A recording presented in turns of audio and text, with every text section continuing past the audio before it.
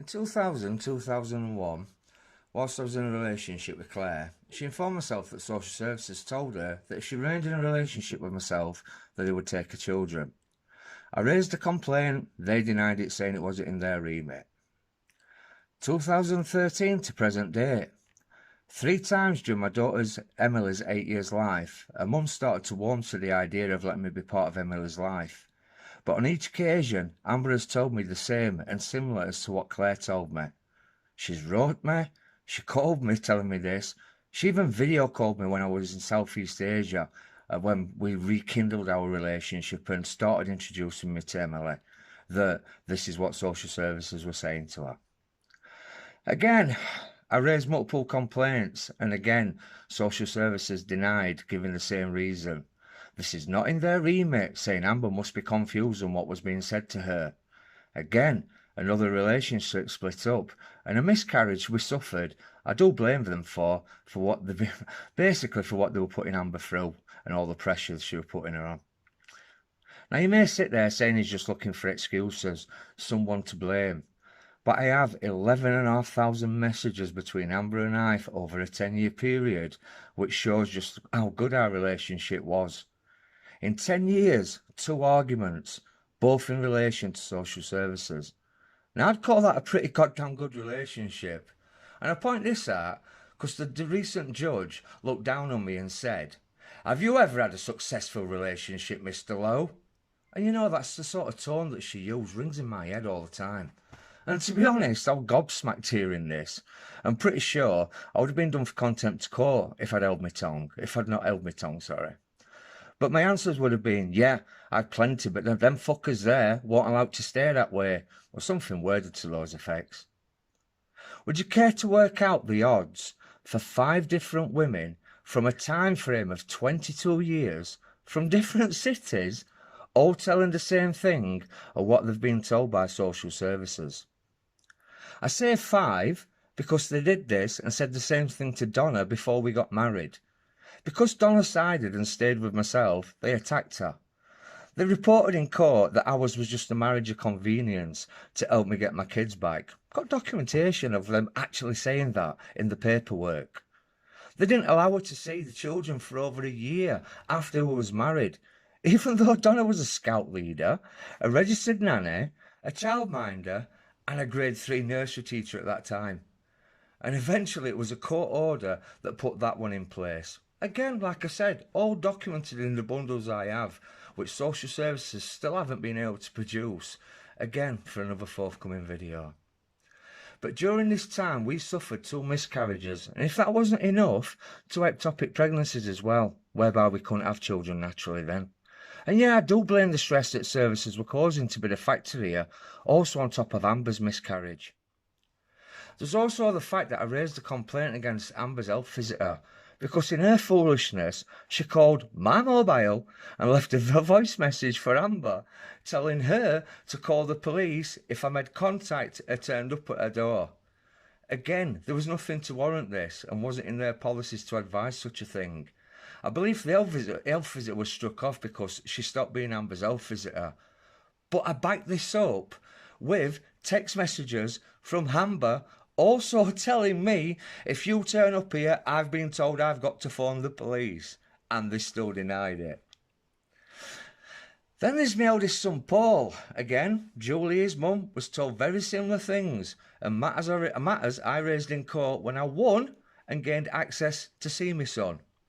And yet again, social services have failed in 22 years to provide any paperwork on my son in relation to myself, even though he was on a supervision order at that time of all these court appearances. And believe me, I was back and forth in court for 3 years on that one, but I won.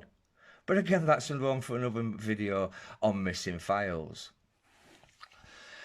2021, in a family court of law, Mr. Law puts the evidence to the social worker on the stand, who admits that services have done this even though it goes against their remit.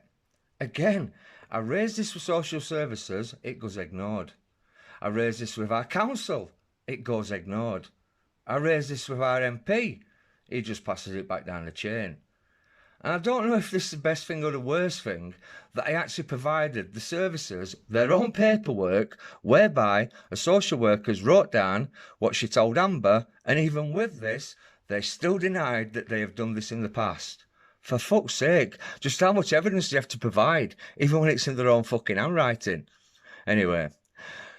Now, what this first recording with a manager from social services shows, I'm sorry for my long video at the beginning, but I am going to be playing a recording at the end of this, which is from a manager of social services in Doncaster.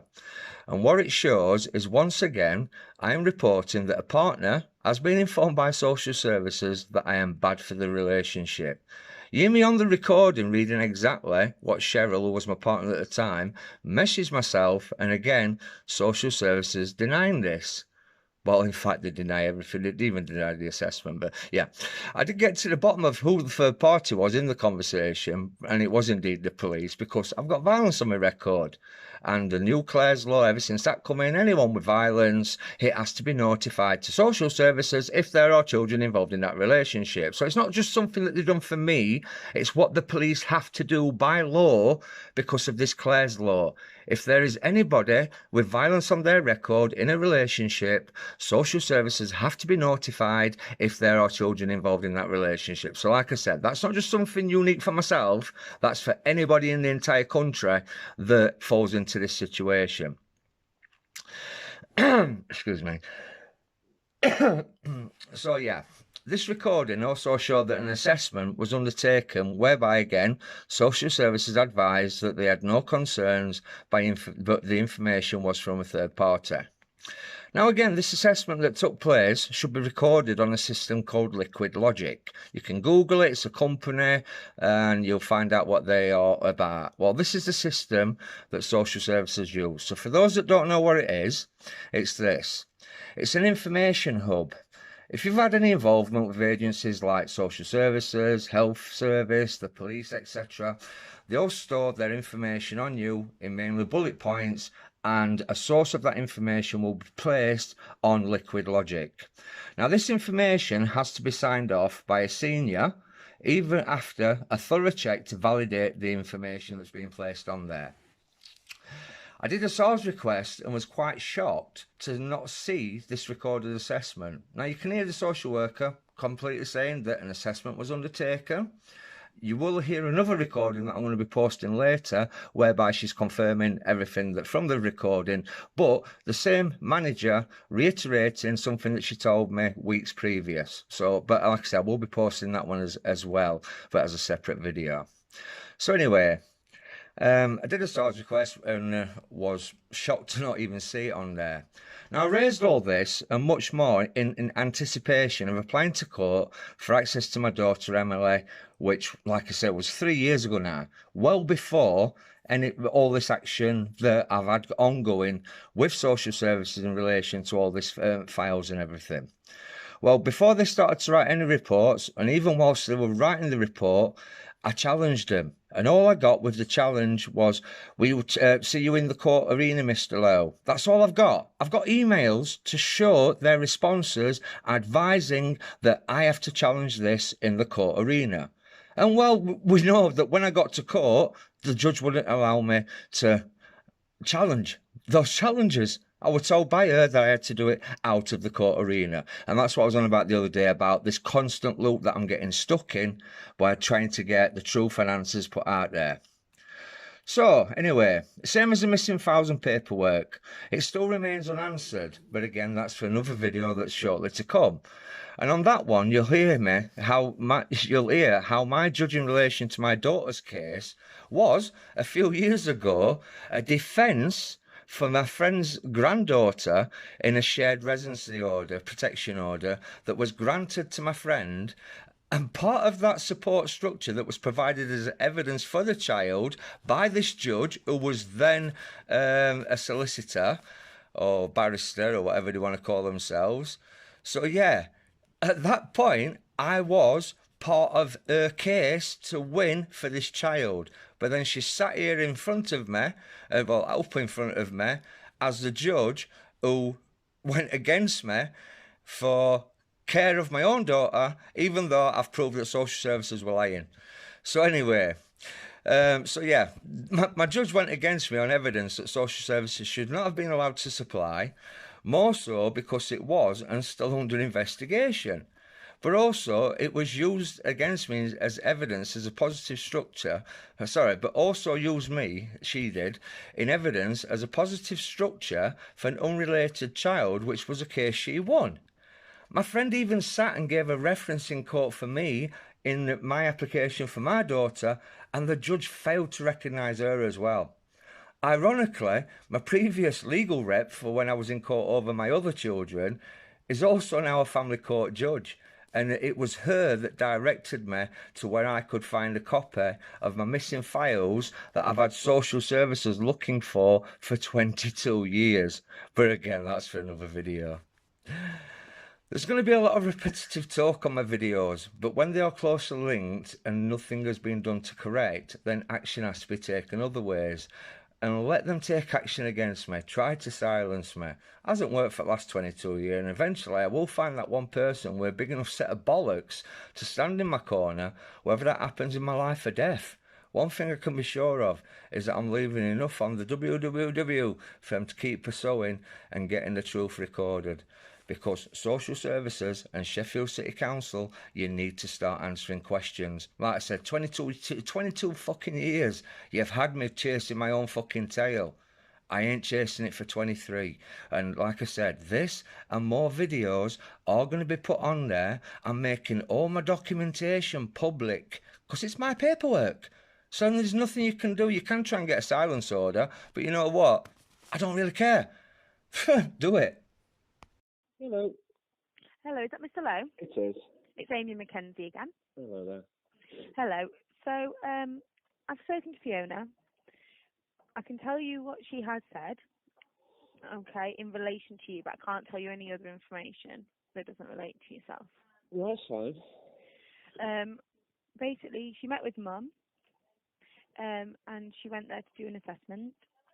And one of the issues for doing that assessment was that we'd had third-party information regarding her relationship with Mr. Lowe, and that third party had concerns, and that's the only information we shared with her. We did tell Mum more recently that you were coming in for a meeting with Fiona, but Mum was already aware of that because you told her yourself and she'd listened to a recording of Fiona, and that is the only information we have given Mother regarding you. Well, it's not, because Cheryl was actually got in touch with me last night to ask me why I didn't attend the appointment.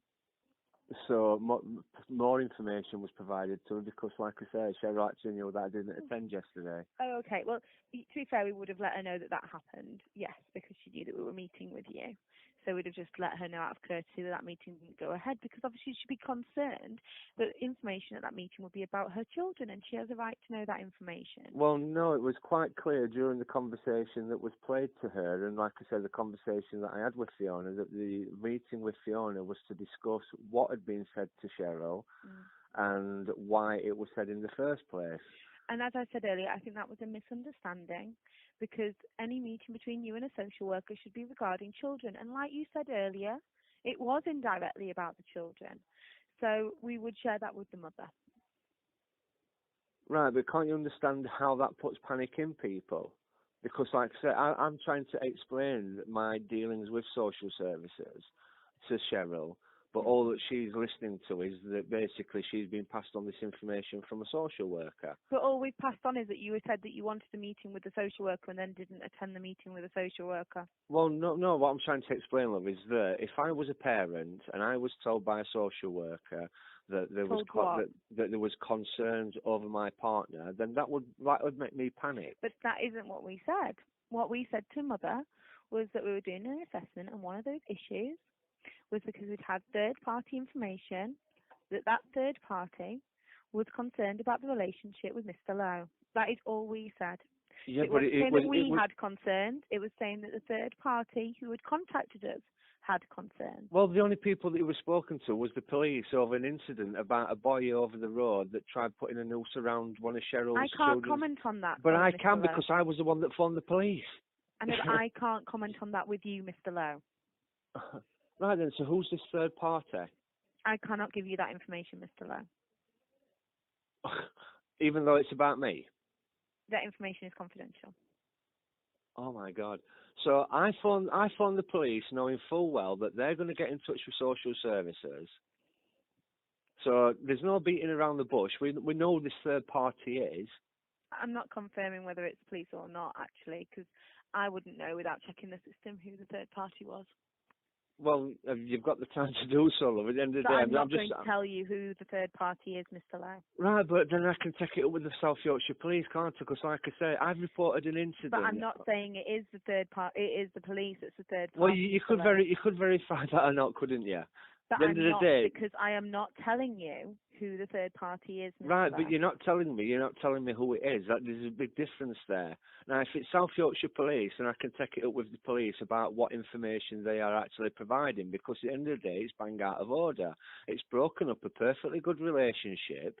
I was the one that phoned... If you believe it's the police, hang on, look. if you believe it's the police, you can still make a complaint, and then they will confirm, if they can, whether it was them or not. But what I am telling you Well, that's is just... I Yeah, can't but that's just confirm playing that, a... and I won't tell you who the third party is. That is just You're playing a speaking game. over me again, Mr. Lowe. No, but that's And just you've playing already pointed out in the earlier conversation that is a very rude Well, thing to you're do. very good at jumping in, love, when I'm halfway through a sentence. At the end of the day, all I'm asking you to do is confirm as to whether it was the police or not. If it wasn't the police, and I know that it's been one of the neighbours that's been spiteful, because this same neighbour that I actually reported to the police for an action of one of their children regarding one of Cheryl's children, there has been a lot of animosity already from that family. So at the end of the day, all I'm asking you to do is to confirm as to whether it was the police or not, because if it wasn't the police, then I know that it was from this family. It's as simple as that. Mr. Lowe, It's process by elimination. I cannot confirm who the third party is. Oh my God. That information is confidential. I will not break confidentiality. I cannot discuss the case with you because I cannot break the confidentiality. Right then. If you'd like to make a complaint, I can give you the details for the complaints team. Right. So if I arrange with Cheryl to come down and have a meeting with Fiona, will the information get passed on then? Because, like I say, it is regarding... Why would you have a meeting with Cheryl? Well, that's what I'm asking Cheryl, that when she's available. Because at the end of the day, like I say, I'd like to get to the bottom of why a social worker on third-party information has basically put the fear of God into a parent regarding the relationship that she's in. Especially, no, I'm still sorry, that was my apology. Especially when I was the one in the first place, in the first instance, that called the police. I was the one that was with the child whilst the child was giving his evidence and statement to the police. Mm-hmm. But no, I mean, so at the end of the day, is you're making an assumption there that the social worker, as in your words, has put the fear of God into this parent. We've not said that. We are not saying that. Well, Cheryl's exact words there, love. I'm really sorry, but Cheryl's exact words are, the top and bottom of it is that the social services made it clear that having a relationship with you is unhealthy for the welfare of my children. Now, I will say to you, Mr. Lowe, is my social worker is denying saying that to mother. My social worker is denying that has been said. Right then. So I have told you exactly what Fiona has said in relation to yourself at the beginning of this call. Yeah. If you wish to make a complaint, I can give you the number for the complaints team. Well, I'd just like to get to the bottom of it is because, like I say, it's broken up what was a perfectly good relationship, and I formed quite a good bond with the child. I mean, this is why I was the one that actually was with him whilst he was giving a statement to the police. We will not be having any further meetings with you, Mr. Lowe, unless you're in a relationship with the mother of a child. Well, actually, you don't have to be in a relationship to actually have a meeting with the child. As long as the mother is consenting that meeting can take place, it doesn't matter whether you're in the relationship or not. So but if you weren't in a relationship, you're really misquoting things there, aren't you? No, because if you're not in if this mother is saying that she does not want you to be in a relationship with her and she does not want you to have contact with her children, then we would not be meeting with you. Right, and if that mother is also turning round and saying that, yes, she is quite willing to be sat there in a meeting to get to the bottom of this, then regardless whether you're in a relationship or not, that mother is giving consent to that person being there. So you don't have to be in a relationship. If you want to be there to support her, in a meeting with a social worker. If she wants you there to support her with the usual meetings and visits that Fiona would be undertaking in relation to her children, then we cannot stop that from happening. But we would not be meeting with you to discuss this in detail for your purposes, and we would not be meeting with you to discuss this in detail if you are not going to be having any ongoing contact with those children. Yeah, well, if Fiona's denying that's what she said, and I'll go back to Cheryl with that, and I said, look, the social worker and the manager are denying. Stop. Sorry, I missed that first bit, sorry. Yeah, I think this needs to stop, Mr. Lowe, because I don't know how much to and phone you're planning to do, but what I can say to you is that we will not be speaking with you about this matter any further. We would have to hear from Cheryl herself that she wanted us to speak with you and why, and that reason would have to be to the benefit of these children, okay? If you're unhappy with this decision, you can phone the complaints team, and I can give you their number. Yeah, go ahead, because like I say, I'm quite resilient, my love. If you actually do a bit of information on me, you'll actually find out that I am very resilient. 01302 862 862 845. 845. Okay, so we will have no further discussions with you unless it is requested by the mother of these children, and that is for the benefit of the children. Yeah, well,